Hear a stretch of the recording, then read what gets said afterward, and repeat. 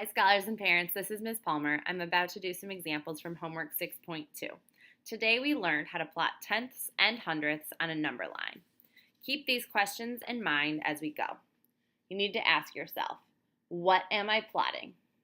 Am I plotting tenths or am I plotting hundredths? If I'm plotting tenths, I know that I'm going to plot it between two whole numbers. And if I'm plotting hundredths, I know I'm going to plot it between two tenths. Let's do the first page together. First question asks, which 2/10 does 78 hundredths fall between? 78 hundredths, I underlined that because that's the number I'm concerned with, and I also rewrote it as a decimal. I need to know which tenths does it fall between. Well, I know that 78 hundredths is more than 7/10 because 7/10 is 70 hundredths. It's more than that. And it's less than 8/10. 8/10 would be 80 hundredths. It's less than that. Greater than 7/10, less than 8/10. Those are going to be the endpoints of my number line. So that's how I start. All right, 7/10 all the way on the left and 8/10 all the way on the right. My next step is to fill in the remaining tick marks.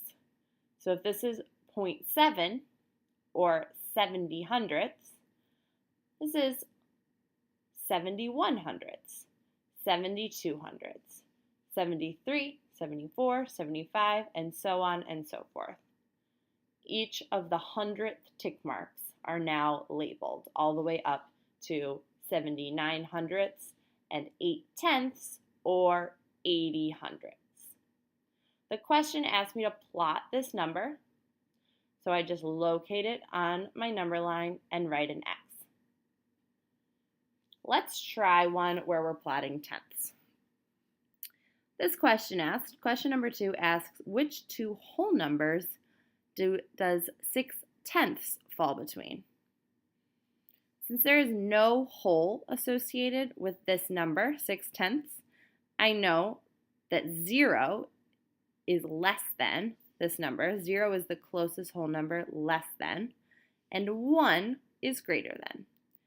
It falls between 0 and 1. Those are going to be the ends of my number line, 0 on the left, 1 on the right, and I can fill them in with tenths. So I have 1/10, 2/10, 3/10, 4/10, 5/10, 6/10, 7/10, 8/10, and 9/10.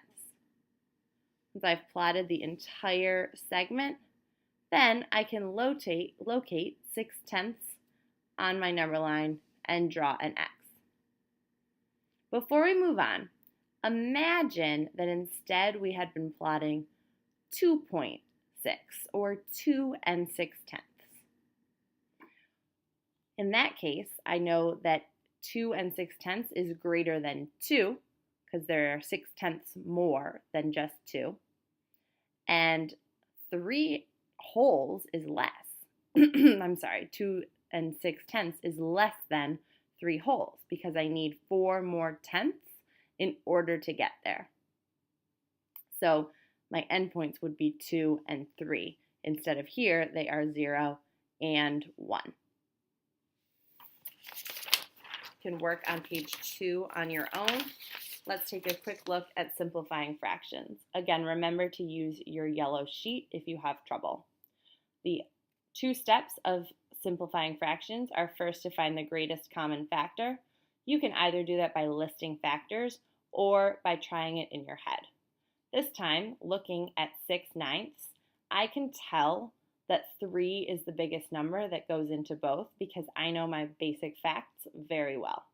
So 6 divided by 3 gives me 2, 9 divided by 3 gives me 3, and there's no number that I could use to simplify 2/3 any further. So 2/3 is my final answer.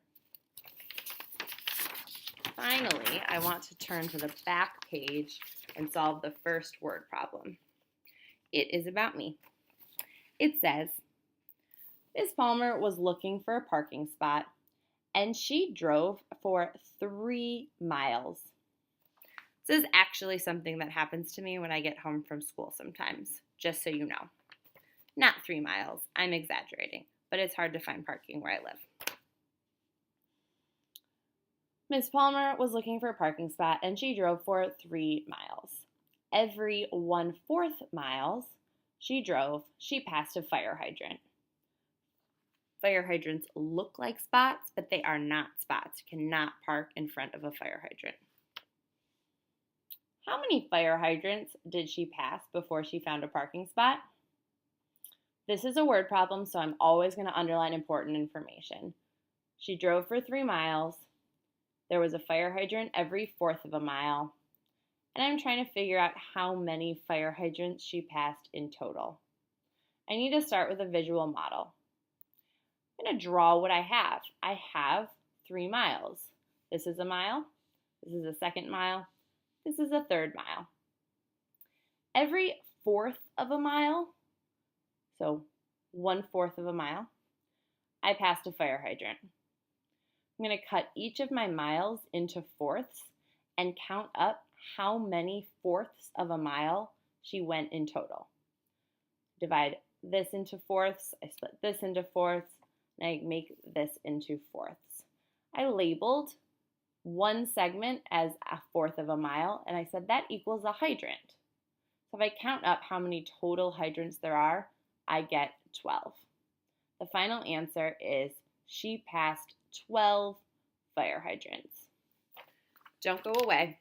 I want to make sure you also remember the equation form for this.